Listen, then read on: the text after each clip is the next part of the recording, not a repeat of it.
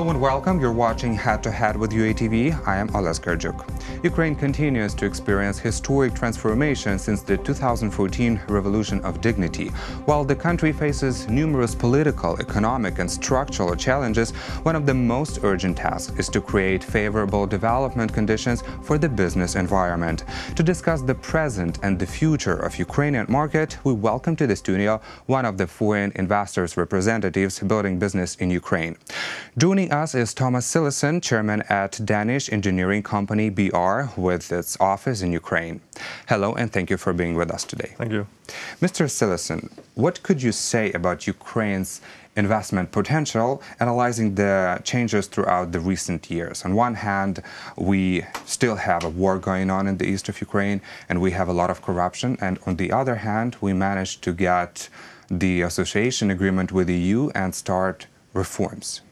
I think that even considering war, you still have an extremely huge potential. Probably one of the biggest, if not the biggest, in the world at the moment. In the world? Yes, I have traveled all over the world in my years in my job, and what I find from a Danish perspective and maybe also from an EU perspective is that Ukrainian labor are well educated, they are hardworking, and they are actually nice people to be with when you are not working, which is a very good combination.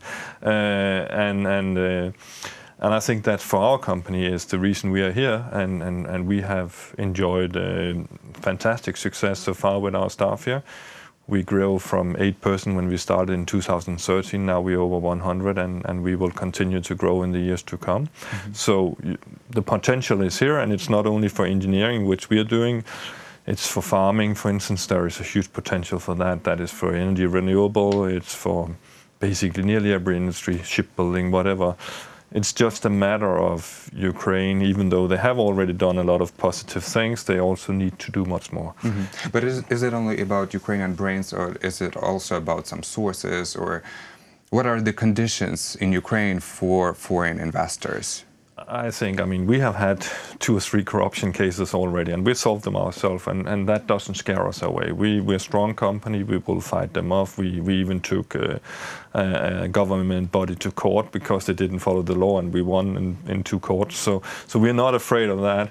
Currently, we have an absurd case in Odessa where basically a guy who had not paid his mortgage for 6.5 years comes and claims that a building we took is actually his, and he was victim of fraud. And obviously that's a chance of losing money.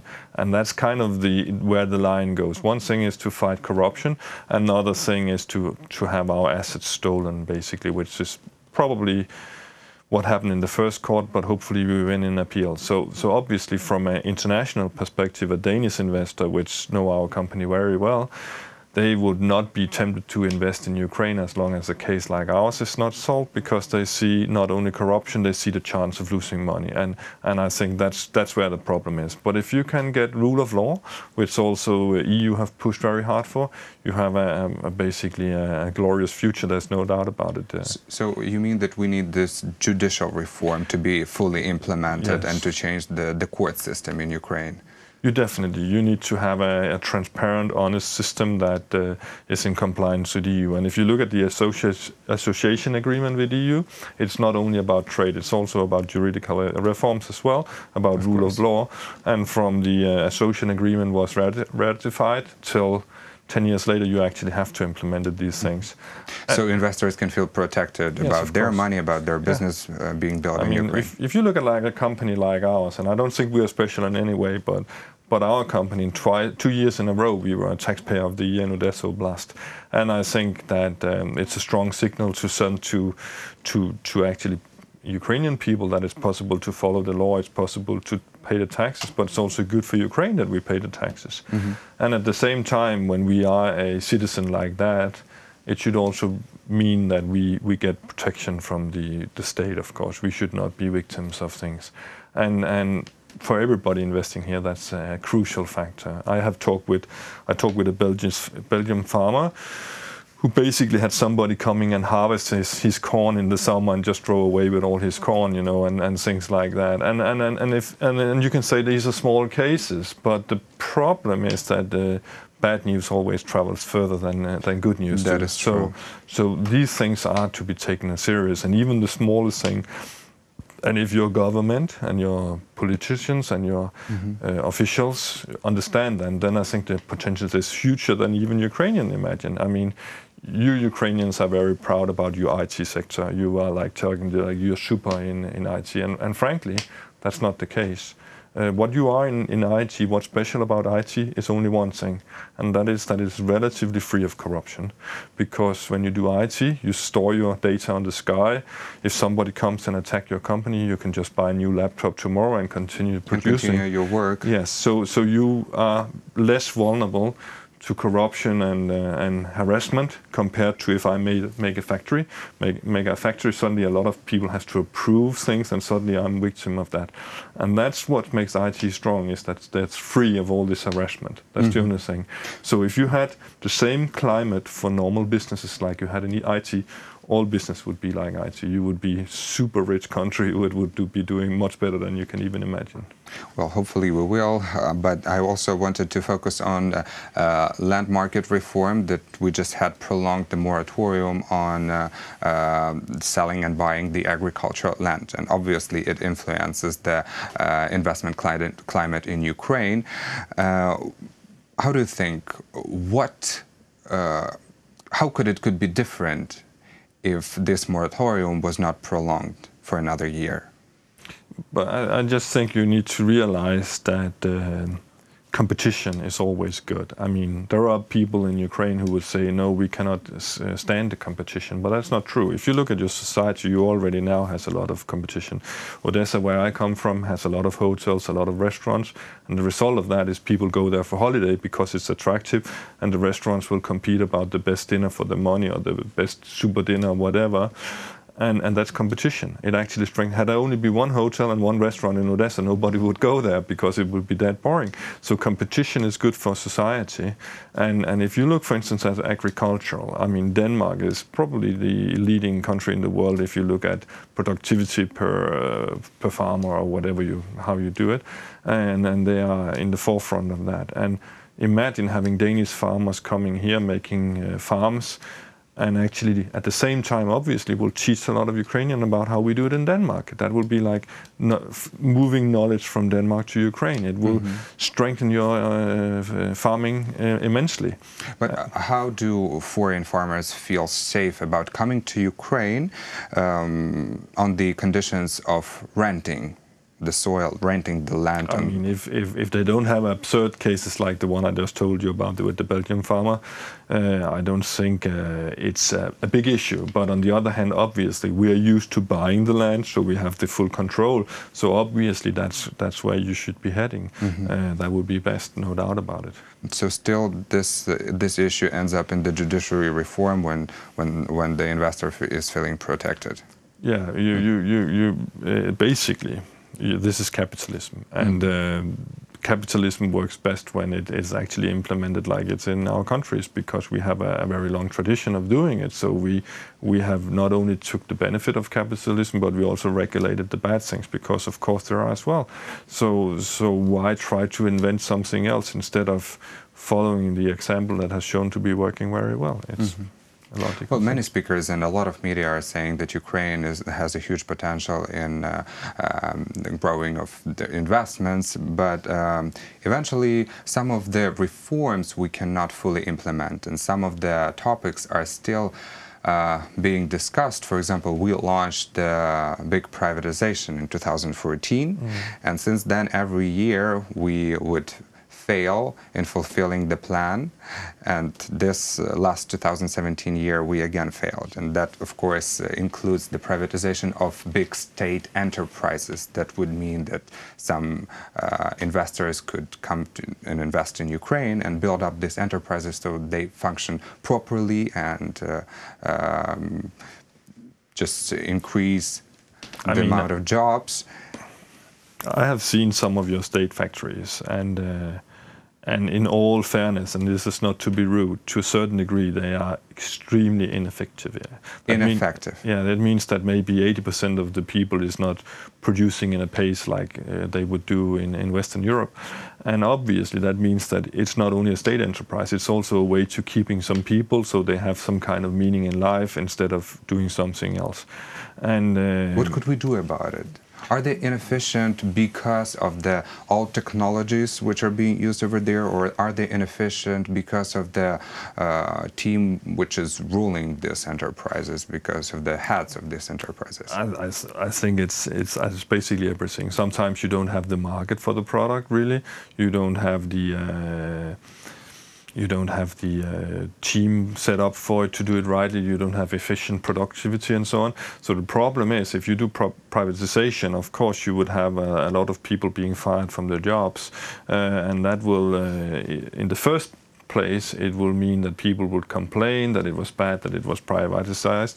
But on the long run, of course, that is what the only chance such a company has of continue to exist. Because if you have a company that losing money all the time and is not efficient, the chance is not that it someday wakes up and is profitable. The chance is that it wakes up one day and is dead, basically. So you need these reform, whether you like it or not. And if success is measured on the amount of money you get into for an enterprise, you have to realize that a non-efficient business is not going to have a high price, because there will be a lot of cost on making it effective again. We, in our group of companies, just bought a Danish company, and we also faced loss the first year because we had to restructure a lot of things. We had to fire some people, unfortunately, but now it's starting to grow. So therefore, the price we paid for it was not very big, because we understood that the purchase price is only part of it, but all the extra cost that comes after is actually part of buying this thing. But after losing these jobs, after losing people who were employed in these enterprises, this doesn't mean that after some development, after some process, and after the sale of this enterprise, they can launch more jobs. Of course, you would have decline in amount of employees, and then we'll start to grow again when it's going well, which is of course what everybody who owns a business wants. It's just that the business is growing and doing well. I mean, like we did in our company. And you can say, of course, it's sad for the people who is laid off, but on the other hand, the idea of going to work each day and knowing that you're not really moving anything forward, you're just coming there to waste 8 hours a day, is not very fulfilling in life. It's not motivating for life. It's not like you come home and think, I did a good job. And it's not profitable, probably. No. But it's also on a human level. I mean, like your job, you're probably hopefully going home each day and thinking, oh, I made some good interviews with these persons. It was interesting for the viewers. But if you did nothing and just come home, what is there to be happy about? Nothing. And that would be demotivating. So it's actually better for these persons to be laid off and finding a job. And then to be back employed, right? In other companies where there's a meaningful job. People often have the fear of changes, and that will make them stay places like that. But reality is that if you look at quality of life, it's often better to get to other jobs where you actually see a meaning of what you're doing. Well, right now I would like to focus on your company, BRR Ukraine. As far as I know, you opened an office in Odessa in 2013, and when the country was run by ousted President Viktor Yanukovych. And I would like to ask about challenges that you faced back then to open an office in Ukraine. Were there any challenges? We actually opened in Luhansk, but that's another story. But we moved to Odessa. So you opened an office in Luhansk, okay. That was first time, and then in 2014 we moved to Odessa because Russian soldiers broke into our office, so it was not nice to be in Luhansk. Anyway, the challenges we met was mostly bureaucracy, you know, like huge amount of papers, amount of documents we had to deliver with stamps on and so on. So we did not feel a lot of problem. I mean, of course, it was like 3 months of paperwork to do it. And if you combine with the fact that in Denmark you can start a new company online in basically 5 minutes, it's of course a huge difference. When that is said, our company was also easy to start because it's basically just a lot of boys and girls behind computers working online. So it's not like a factory where we have to import machines. But we saw, of course, challenges to the fact that one of the first things we realized is that obviously our Ukrainian laborers do not get the same salaries in Denmark, but we don't want to treat them like second rank. We want to treat them at the same level as Danish persons. So we wanted to have that the office they had was the same standards as Danish work standards. It includes that in Denmark it's by law that a table should be capable of being adjusted in the height, so you have a perfect working condition. And we could not find any furniture like that, so we had to import it from Denmark. All the way from? Yeah, so we basically imported all the office furniture, so we were sure that it lives up to not only Ukrainian but also Danish standard.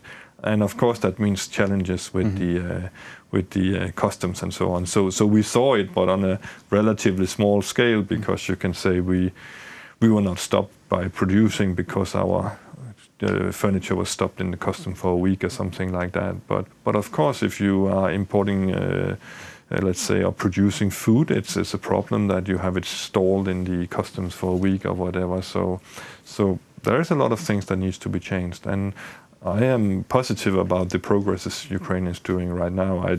I think on some areas you're not doing enough, you're not pushing enough, but on generally, I would say that not only the Ukraine population, but all the politicians I've met, and I have met a lot of Ukrainian politicians over the years, they actually want to change things to the better. And what's your advice? What in priority should Ukraine work on so it can attract more investors?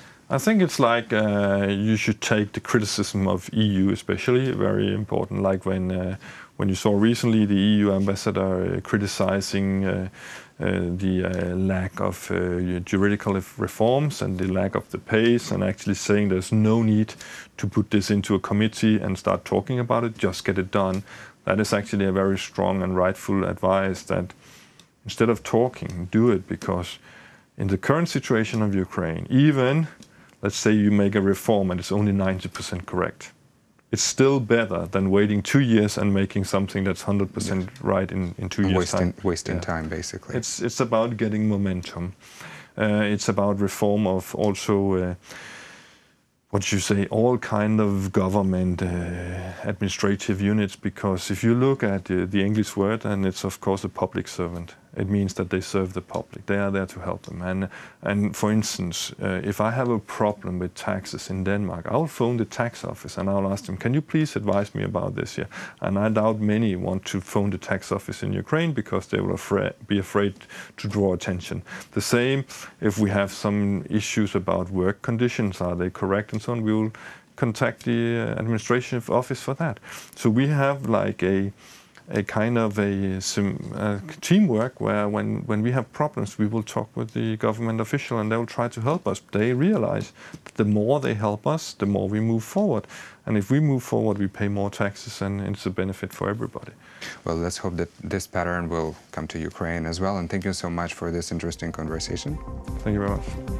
That was Thomas Sillesen, chairman at the Danish engineering company. Thank you for watching Head to Head. I'm Oles Garjuk. Goodbye.